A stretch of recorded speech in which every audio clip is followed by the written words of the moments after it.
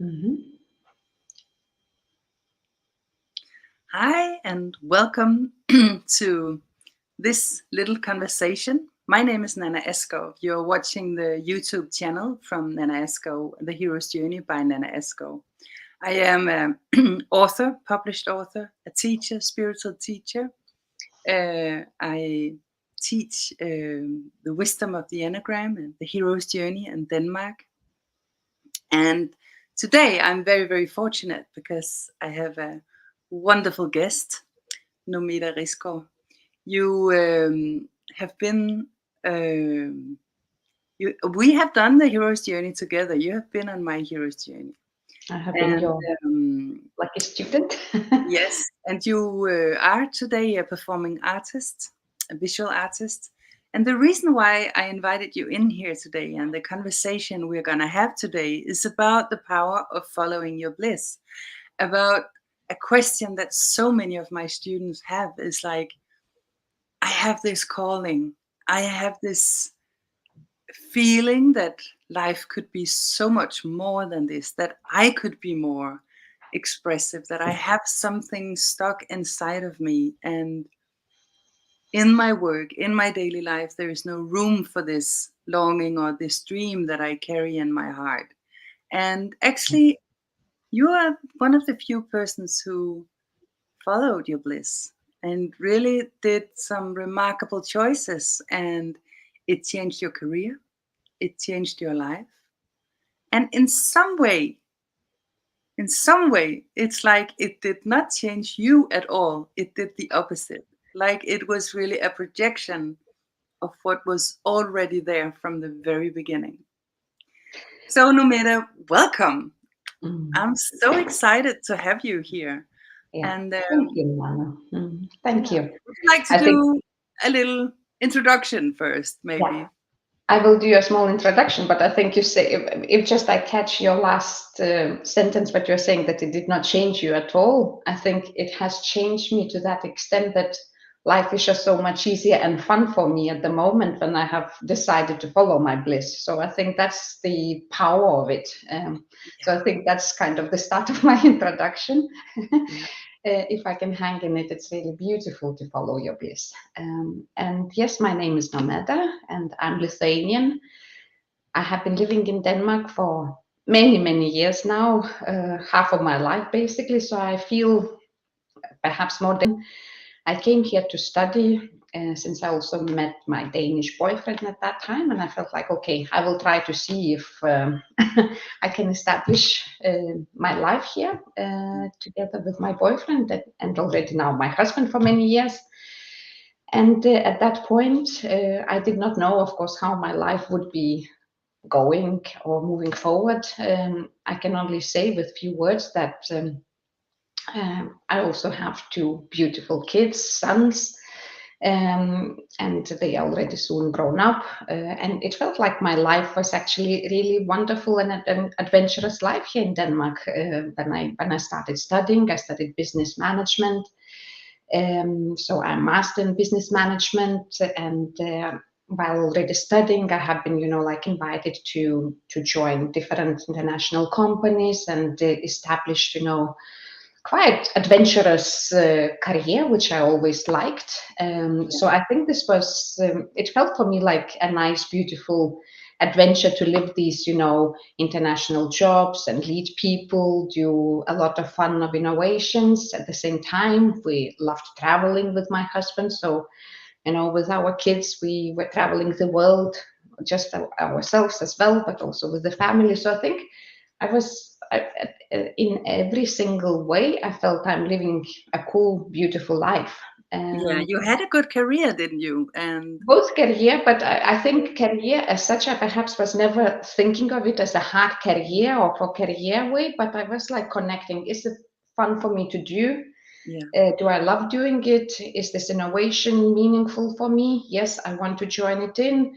Do I love the company I'm working at? Yes. If I don't like it anymore, I'm changing. So it's in a way kind of my working life was easy for me because I felt very confident in it, and also demanded in a So, way, so what was your acknowledged for what title I'm doing. when you started the hero's journey? What was your title?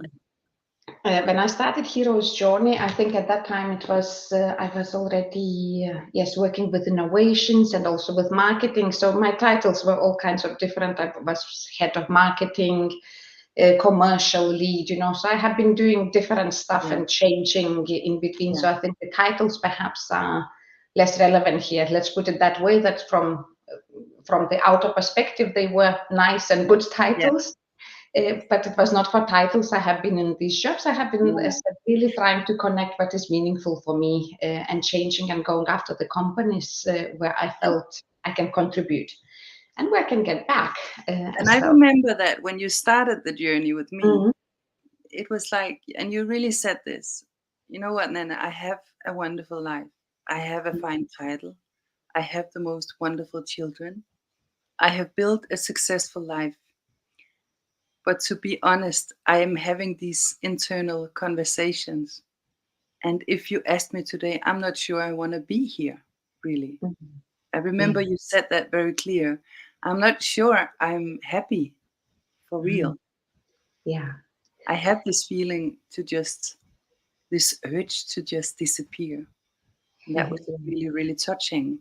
And then we started with, because when you work with the hero's journey, what I Mhm. teach people is really how do you follow your call? And people will go like, what is a Mhm. call, Nana? And what is my life purpose? And how do I even persuade this? And the first step we do is really guided by Joseph Campbell, with which he would say is, Mhm. you have the GPS installed in Mhm. your, I mean, in your body, because your bliss really is, he takes it from the Sat Chit Ananda. He would say that what we can really only trust for real is our bliss. Mhm. We can't fake Mhm. it.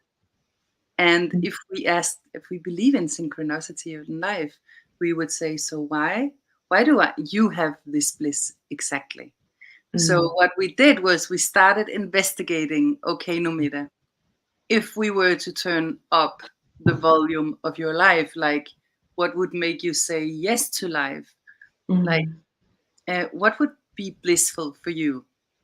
And you Exactly. came up and you said, Nana, I have this bliss when I'm painting. I'm Mhm. painting um, paintings, and you persuaded this. So you even made an atelier in your home, didn't you? Yes.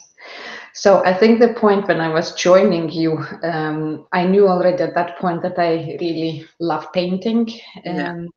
And in a way, for me, that was very, very clear. But at the same time, I understood that I'm still hold, like by this perceived success, which of course is very visible, and which I know that was my life, so I can trust it, and that's my comfort zone in a way.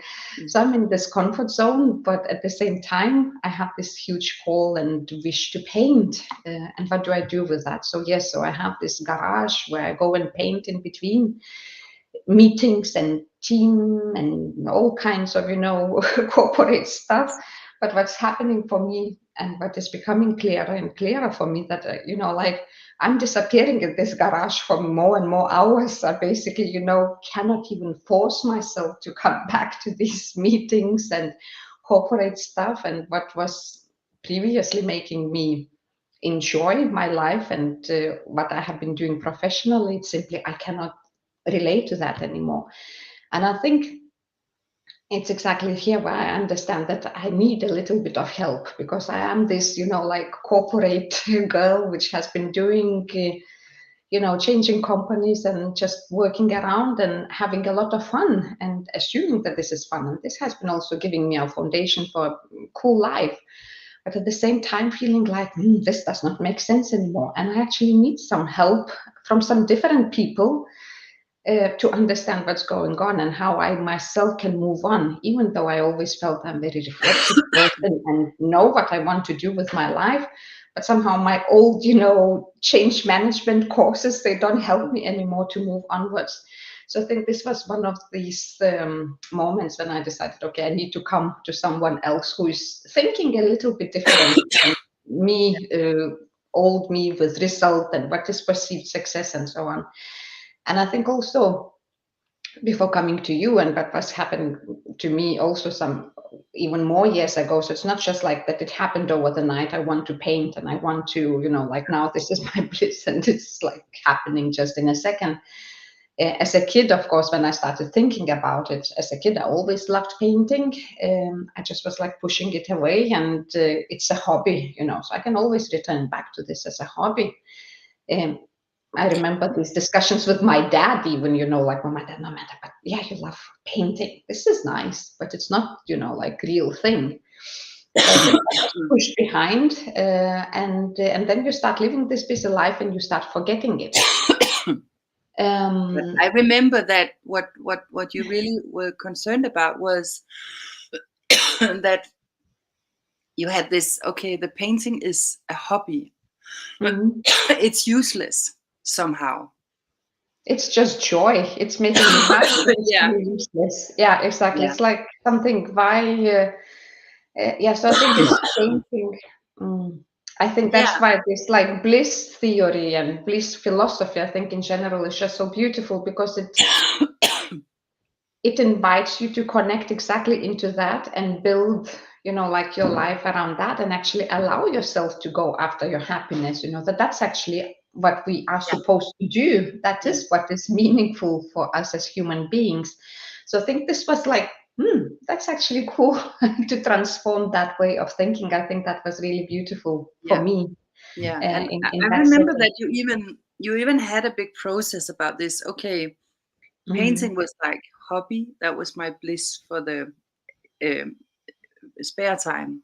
And I remember how when you decided to sort of turn it around, so that bliss was the guide. It was not for the spare time. It was not for the time off. It was actually getting the lead. I mean, you changed the hierarchy of your purpose and your doings.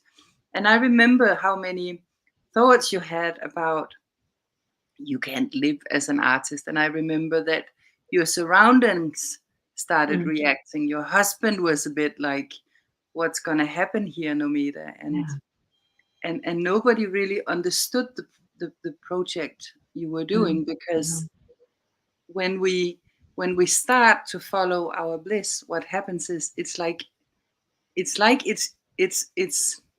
once you know, you cannot not know. So the body won't go out of this. You just want to persuade it, and you want to make it expand even more and more. And I have a question here, because I remember that we were getting to the point of supernatural aid. And at that time you had to go back to Lithuania, and I remember that you participated from there, and there you met somebody, a supernatural aid from your past. Yes, exactly. Play a big role. Would you like to tell a little bit about that? Share a bit about that.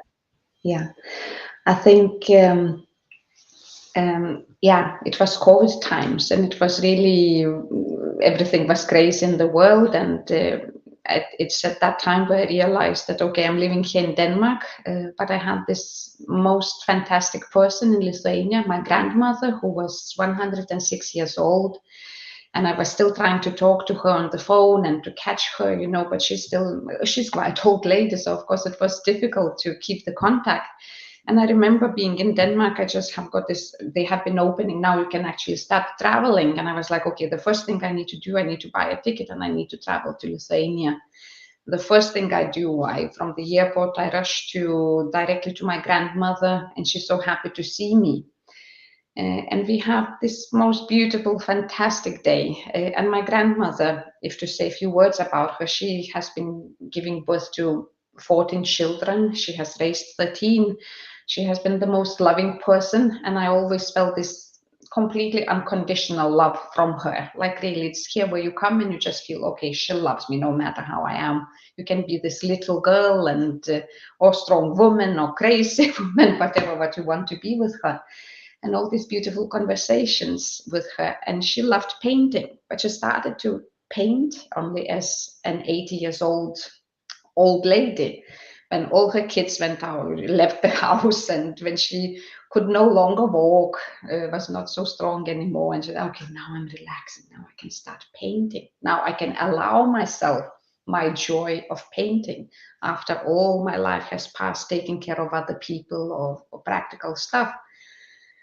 And we always talked about her paintings, her beautiful paintings, her stories, and these moments were so wonderful for me. And since I myself loved painting during these spare minutes of my busy life, so this was also this beautiful setting to explore with her together, both her stories through her paintings, but really connect to her and have this our little universe. And that day, of course, this day when I arrived, we also were doing that, and we talked about her paintings. I was reading for her. It was beautiful, beautiful day. She couldn't walk anymore. I was laying next to her, So it was, when I remember that moment and that day, it's really the most beautiful memory about my grandmother that day. And I left her that evening, and she was even asking me, no, mother, you should buy a book for me, which you read for me next time. And day after, I went to the bookstore and I was looking for that book. And the book I have bought, the first page I have opened, it was actually written in that page, the first scene, it was about the death. That actually the person is going and leaving. And so I'm like, okay, I'm buying a book about the death. And my grandmother has sent me into the bookstore. And then a day after, I was having the session, the Zoom meeting together with the hero Johnny and together with all the beautiful heroes there. And and my phone was ringing all the evening. I was not picking it up. And then later I realized and I found out that it was my dad who was calling to tell me that my grandmother has died. Yeah. So both she was kind of telling me in a way and sending me to the bookstore even to buy a book where it was written that she would die, and this beautiful conversation about her art during that day. And then I really was realizing, I think also through this, of course, conversations, because we were more reflective through that whole hero's journey kind of conversations. I really realized how things are falling into the places, that since my childhood, I loved painting. I have been denying this during the time of grown up and more serious myself, forgetting it, pushing it from me. At the same time, when I was some 10 years ago experiencing close to death accident, and I was almost dying, and I needed to come back to my full power again. I have forced myself to, I need to say forced because I'm not the person who sits quietly and I always have a lot of things happening. So I decided, I need actually to learn to meditate. So I have learned to meditate. And I think that also this experience of meditation some 10 years ago, this practice of coming back to home to myself, being in the closeness with myself and the quietness with myself. Here also suddenly, like this imagery of beautiful paintings and colors and, like brushes were just like exploding in my head every time I was meditating. At that point, I was not thinking so much about that. It's just like, okay, some I love these paintings which I see in my head, but okay, these are just, like, yes, just imagination. And then if I look back, all the houses I visited back in Lithuania, like everywhere I have different paintings, people, I have been giving those as a gift to my mom, to my dad, to my grandmother, to my friends. So everywhere there are my paintings, everywhere where I go. So I've been doing it all the time, just without thinking too much and still not respecting this and not taking myself seriously, that this is actually something that is calling. I was really denying that call for myself and thinking, yeah, I'm living a cool life. I'm busy living that cool life.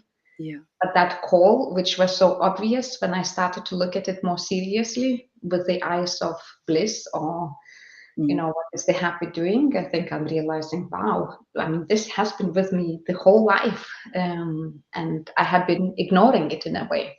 It's often like that, actually, that the calling, when we have a calling, we have had it, we realize it's been there all along. Yeah. I usually say it's like the phone box. You know, you walk out the road and there is a phone box ringing, and you're thinking, Mm. that was not for me. I'm just not gonna answer that call, and I'm gonna walk on. But it's gonna be there again and again and again. And once we discover it, Yeah.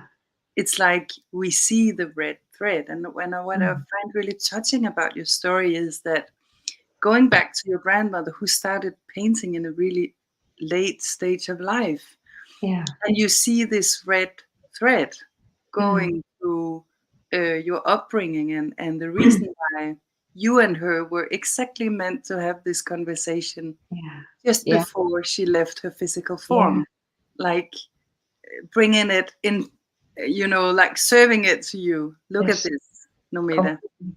Yeah. This is what we do, women Mhm. here. We paint, and so you sort of found a red thread, and this is what I really see often happens when we Mm. start taking bliss seriously, Yeah. not just degrading it to something that we can do on a Sunday Mm. afternoon, but No. really listening to it. What Mm. happens is that we will see that there are links to our Mm. generations back in our family. It's a Mm. very intelligent family system. And Yeah. there are links to our present moment. And Mm. it will sort of connect it all if we are willing to listen. So, Yeah. my next question is, because there were a lot of dragons, a lot of concerns going, okay, I can't live from being a painting. A painter, I don't even know the techniques of being a painter. And Yeah. like, people around you were like, yeah, you have a grandmother who was a painter and you love to paint, but how is this gonna work, play out in your career? And then you started in a school, didn't you? Yeah. Into Mm. school. You quit your job. I think, yeah, so talking and kissing to the dragons, that was not very fun. But I think at least again, when you have someone like you holding the space, I think that you realize, okay, that's just a dragon, and it shall not allow me to steer my life. So I think for me, this perhaps again, when I was looking at my life, I was always extremely result orientated, because obviously my jobs, which I have been doing like corporate, it's result, result, result. And I look back to my childhood, I have been getting marks from the very first grade. I was evaluated, like finishing the school with medal and so on. So of course, I think the first and most important dragon for me to look at was this like result trap, like you need to show the result and this external success, like.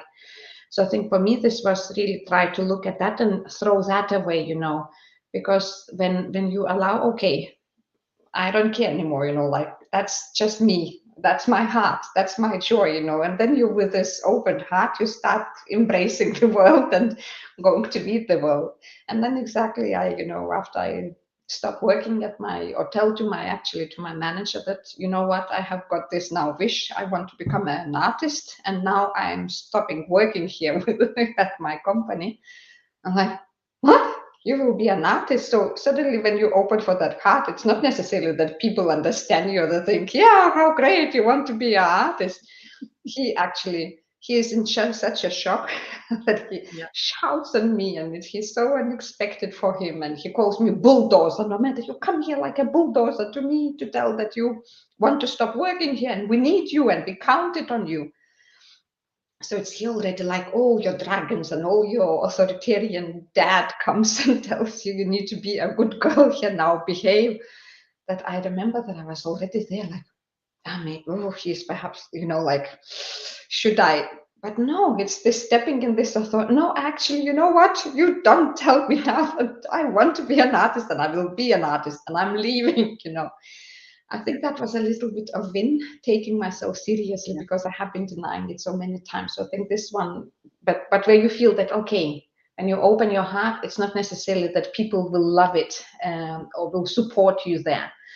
That was, I think, first, like really, like understanding that I just need to hold myself here and it does not matter. I need to move on. Then I realized, okay, for what I want to paint, I need to learn stuff. I cannot just paint, like something like this, all these, just brushes and exactly, and that's easy. I need to learn technicalities and stuff. So I go to this very strict painting teacher, and I come to him, and he accepts me to his class. But when he starts seeing how bad I am in the technicalities and stuff, all the other serious painters like just come to improve their technicalities, and it's me who comes like from a beginner.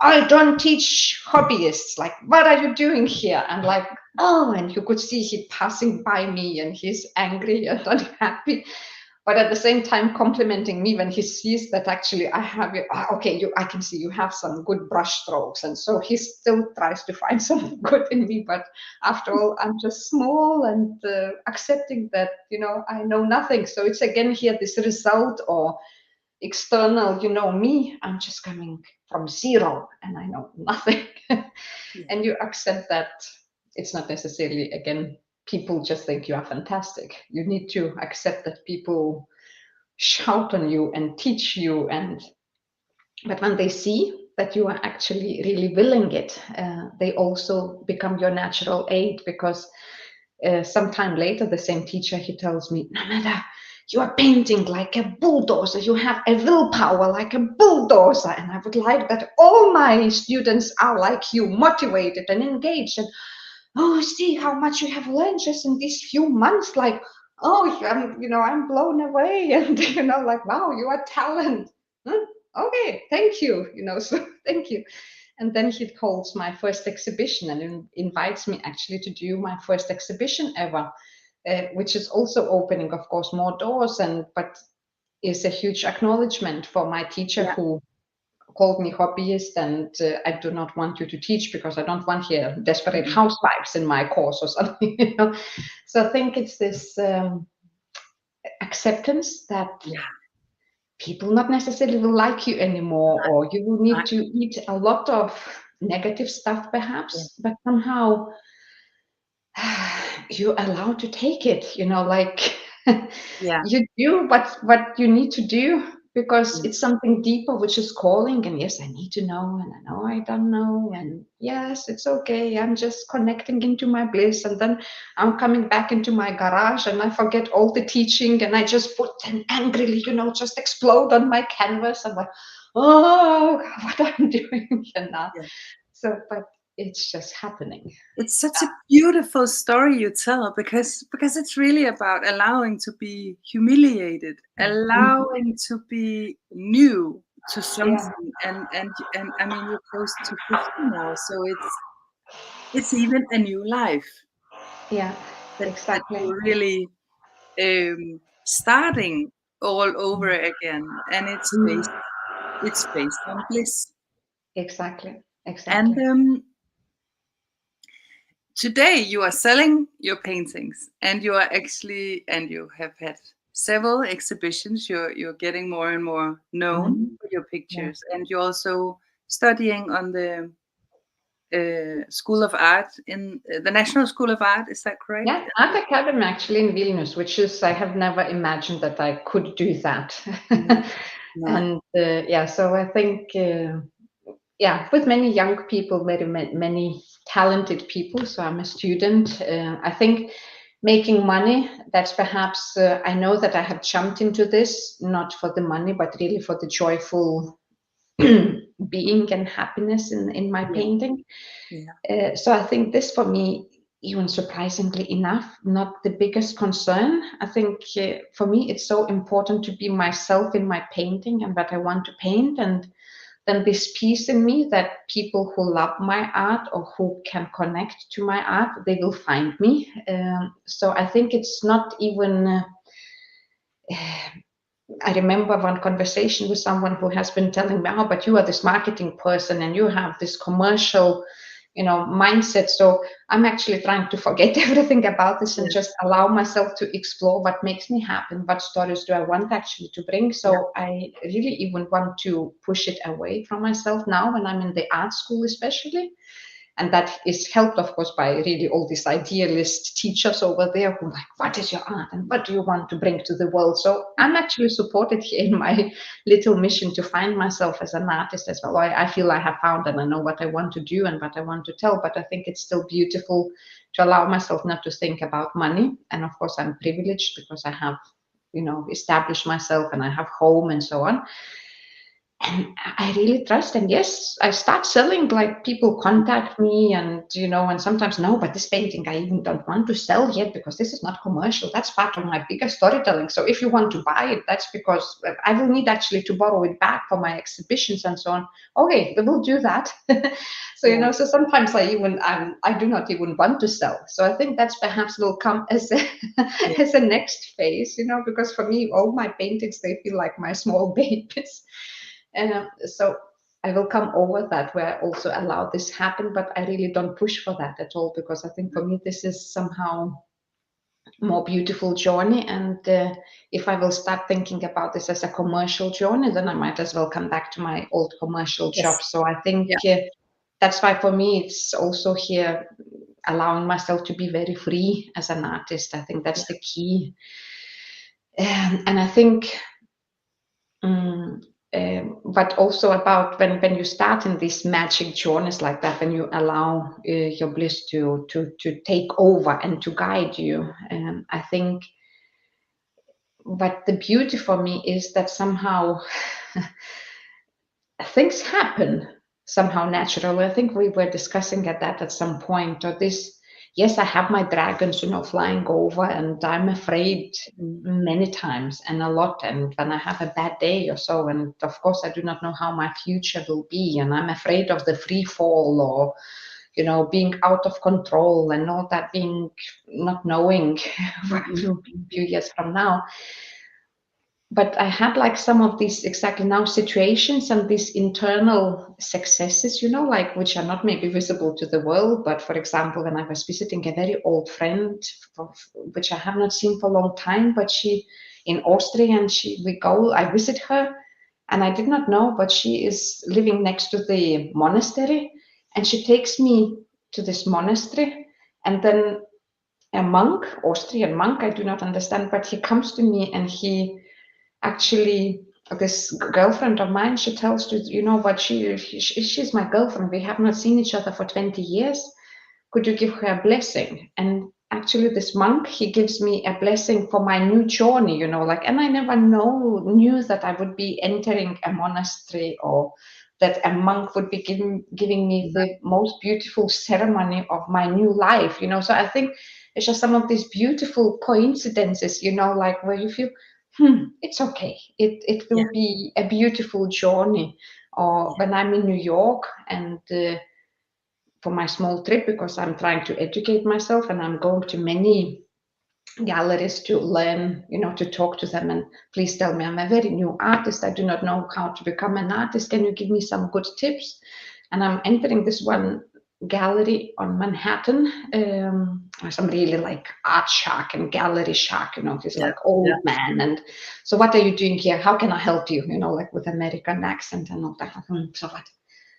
Yeah, I'm a new artist. Can I show you some paintings of mine? And could you actually, could you give me some advice how I can become an artist? What do I need to do? And he drags me to his paintings, like which he has on the wall, and they are costing thousands of dollars, so very really expensive gallery. And look at all of these paintings. These painters, they are so stupid. None of them can paint. Art is a difficult thing, but they were just successful.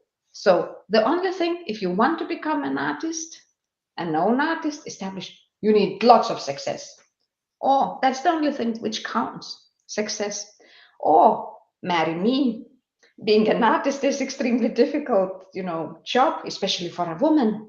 Making real art is such a hard job. Marry me, I will give you gallery space, and you will be able to be an artist. Like, no, I'm running to the airport to my husband now, so I will not marry you, but thank you for advice. I think why I'm telling this little anecdote is that he told me that also becoming an artist, or like with all the other things, when we do this free fall, I think that was exactly a year ago, I have been doing that trip to New York. He told me that it's also success, it's not necessarily how how hard I work or enjoy Yeah. and so on, but it's actually also lots of success. And I think this reminds me a little bit that when we connect into this, tune into this bliss, or Mm. I feel Yeah, I have so successful, like there were things exactly. like it's like a snowball, things are, yeah, your teacher invites you to the exhibition, then another invites, then you drink a cup Yeah. of coffee with someone else, then they tell you do this and that. So you just get these successes in a very beautiful way. And I think that's what's Yeah. amazing. Yeah. It is a beautiful way also to see that, I mean, if we hunt success, it will Uh-huh. always be in the future. Mhm. And the road, the journey there will Yeah. be hard, or Yeah. you have to marry someone to be lucky or whatever. But if you choose your bliss, Yeah. even today at this very moment, and if you're listening Mhm. Yeah. to this, I really hope that this will inspire you to sort of just even start feeling the bliss or feeling Yeah. into the bliss. And at Mhm. the moment you do that, you will have abundance immediately, and the Exactly. feeling of abundance immediately.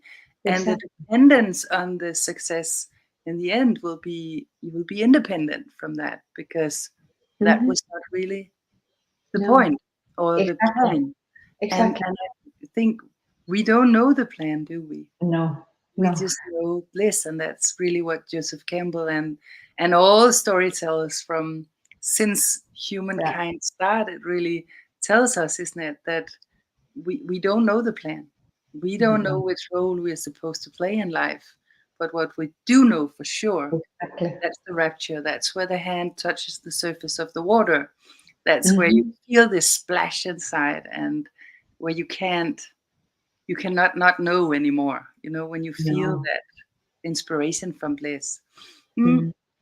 And it's I such a asked happy you. knowing, really, just happy, happy knowing, and it's like bubbling in you. And I perhaps overly happy, and I know that I'm Yes. like overly excited, and I'm new in my journey, but just this happiness from within. I think that's exactly this. And yes, and then you fall, and then some, you have a stupid, but still, you connect back to your bliss. You get, like for me personally, I take my brush, and then again, I forget everything, and no matter what's happening around me, Yeah. but I know I'm in my happy place. Yeah. And then of course I'm also action orientated, and you grab the opportunities which are coming on your way, but you just enjoy this dance, and you are so curious. Interesting, where I will be tomorrow, or now I'm here, and what's going to happen, and you just don't know. The only thing you know is exactly this happy doing, and Yeah. that's just Yeah. extremely, it's a huge freedom actually, to live, to be there for yourself. Really, really cool. Yeah. Yeah. Mm, Wayne Dyer said, "Life is a dance, and you're the dancer, aren't you?" So yeah. that's really so. Mm, Um, for you today, would you say just shortly a little bit about the themes of your paintings and your art? Because I find that really interesting as well, Nomeda. mm. Um, I think my artistic journey is still to develop, and I'm really developing as an artist. And I think also when you are put as I'm now in an academic environment, which I previously wouldn't know that I would be at.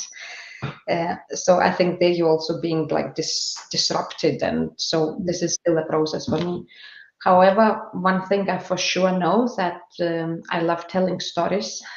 Some people love telling them with words. I love words as well. As you realize, I talk a lot, but I love telling real stories with my brushes. And my stories are, first of all, the like really something. What has been calling me, for example, is to tell when the Ukrainian war has started, for example, then I have called this like really huge urge. Okay, can I manifest against this war? I cannot do anything against it. I cannot change it, but I need to tell a story which is going against that, or reminding us that the history cannot repeat. So here's just an example. It's not necessarily that this is something that I would be always continuing doing, But what I mean with the stories, that I feel that I need to manifest something that's really on my heart. And here, for example, my really first artistic recognition, and something that I'm proud of, because it's also coming from my heart, is to tell my like Soviet childhood, how it was actually being under occupation in the Soviet Union, how it was to go into the school under occupation, under authoritarian regime. So it's telling like my own personal story but setting it into more collective memory and actually what's happening in the world at the moment. And it's here I'm realizing, I can actually do a difference in a very different way as I was used to. Yeah. And perhaps this is just my small personal story and how I visually tell it, and remind people that what I want to remind about, that some bad things are happening in the world at the moment, and we need to be aware about that. But I think then I can see people connecting into these stories, which I show, or or either receiving a small letter, or people singing to me, and getting this, return. That's actually the most powerful way to express, and that's maybe this holy grail, which I have never known what that is, or I even do not know what that is. But this, again, I know I love painting, but this return that you are receiving when you are connecting to people through my art or through my stories, and they are not necessarily always just happy. They are sometimes very sad. People sometimes cry when they see what I paint, that I have experienced in few of my exhibitions. Oh, but that's unpleasant to look at. And it's like, can't you also do some more powerful colors and so on? No, this is the story I need to tell. That's moving. That's like really return. That's something what is not measurable in money, or this outer success. And then maybe I'm, like carrying my own paintings, and I'm a handyman, and like now I'm hanging things on the wall and so on. But it's still the return which I'm receiving as an artist, and what I feel I'm giving on a very different level, which is so powerful. So yes, as an artist, I hope I will continue telling these stories which move people, which invite people into either see something unpleasant and maybe connect to themselves in a different way, see the world through my eyes. I have extremely many stories to tell, and how I will tell that perhaps will change since I'm studying at the moment, I said. But I hope I have many, many stories to tell to people yet. I think also there was a red thread that many of your paintings are really about being a part of a big gray machinery group, or being the individual that stands out, and being more of you compared to just a part of a big gray machine. Machine, exactly. And in that way, it's sort of you're retelling your own story, your grandmother's story, in so many levels all the time, and in new sceneries, or in new. There is this beauty to your touching, and you're right. It's not all just pleasant stories. It's definitely also stories of being left out, or locking yourself down, being locked down. So. And then being rebellious still, I think it's a lot of kind of, going against the stream in my stories, for sure. So I think through those, I'm also like really trying to express that, both telling the stories, of course, of my grandmother, of my mom, of my dad. So they are very personal, but really I hope that people can take out what's relevant for them. And that's, I think, what art can do. And I think this is my call, at least, with my art, at least so far, at least right now. Yeah. So I know that a lot of people, and your husband has called it was just a midlife crisis, that something happened. What would you give some kind of advice for people who has this feeling that, I mean, I have done well, my life is settled, I am objectively in a very safe and good place, but actually I don't really feel like being here? take yourself seriously. Really respect yourself and your what you are feeling inside. Stop up on that. What is talking to you inside of you? I think we can always say that other people are keeping us, or yeah, we can try, like I can talk to my husband and he wouldn't understand me, and that's okay. It's not his call, it's me who has that call, so it's difficult for him to relate. Or my kids can say to me, Mom, what are you doing? What's with us now? You want to change your life and now you're studying and you are not even at home. I mean, so we miss you. What does Yeah. it mean for us? So um, and then I can, or my boss who wants me to keep, at my own setting because I'm so good in that setting, and headhunters are calling me and offering me well-paid jobs, and I instead go, like in completely different direction.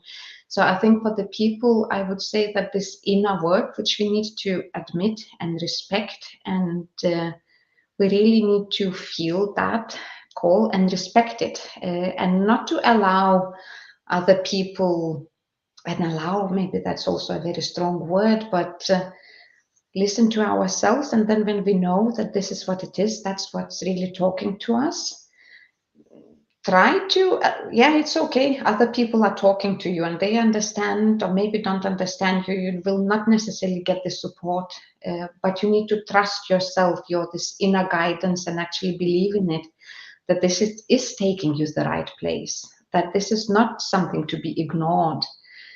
We really need to respect it, and it's calling you there for the reason, because when you start following this, you just you become a different person. You, and I'm not a different person, as you say, but exactly, you just uh, both start seeing the meaning with things you're doing. You are happier, you are jumping from your bed every morning, like happy. And again, I was always happy, but this happiness which I feel now is just different because it's from within you. You want to do the stuff which is meaningful for you. So don't ignore it. Never ignore this little knowing voice, which is, like, let me in. I want to get out.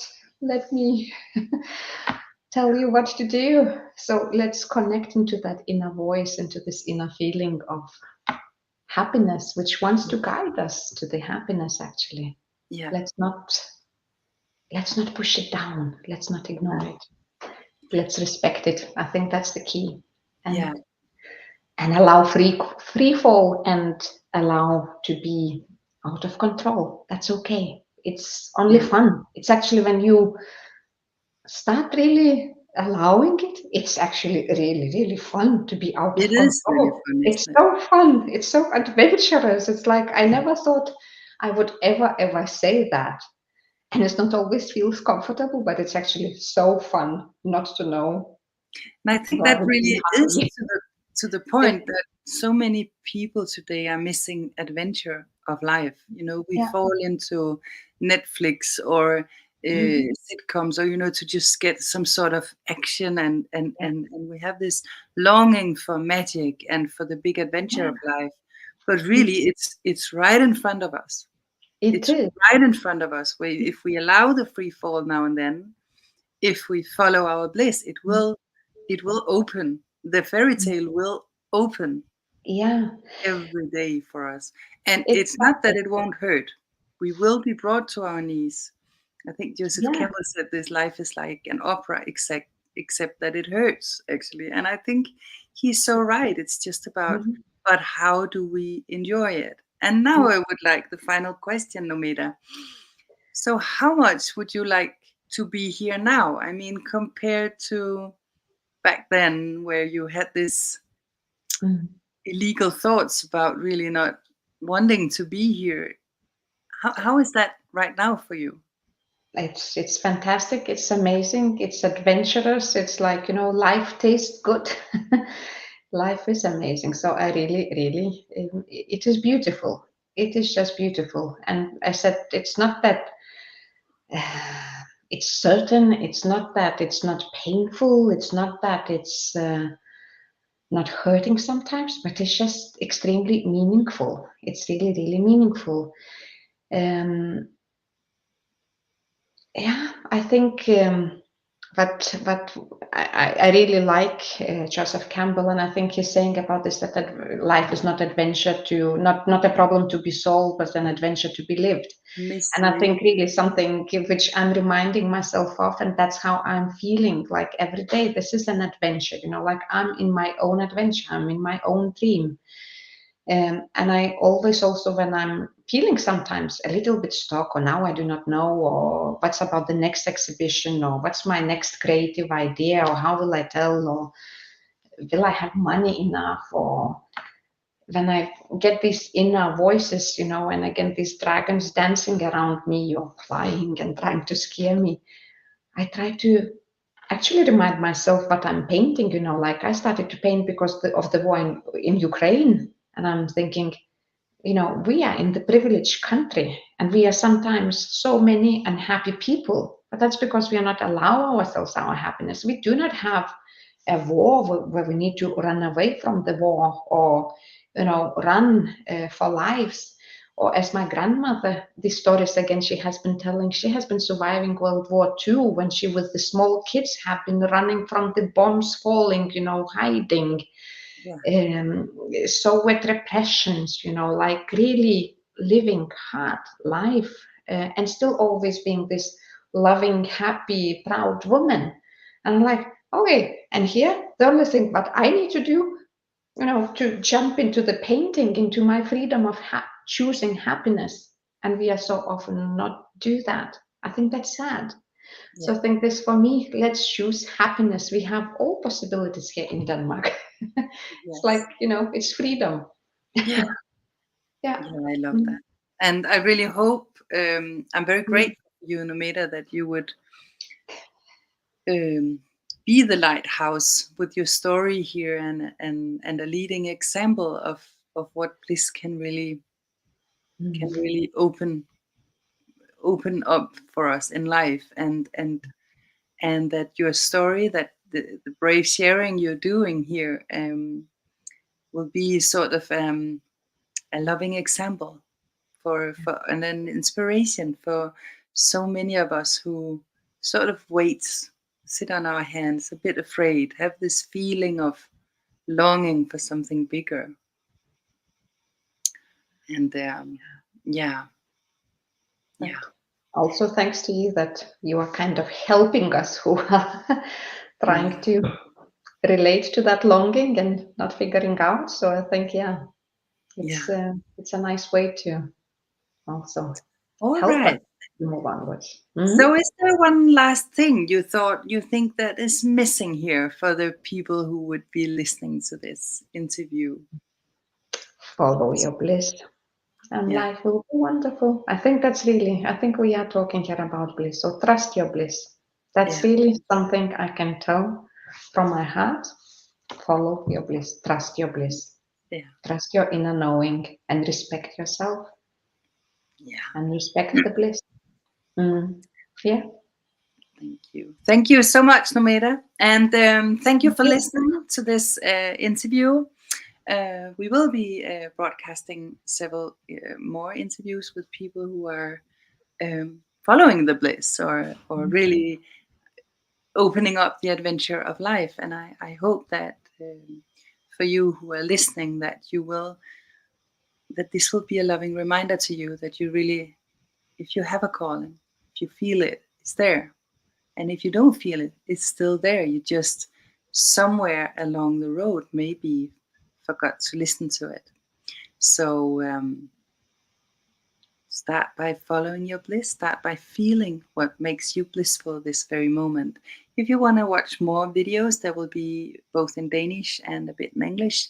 You're also welcome to join us on the Facebook group, The Hero's Journey. You can follow me on Instagram. And yeah, thank you for now, and thank you very much. Nomeda, if anybody want to find your art, where will they find it?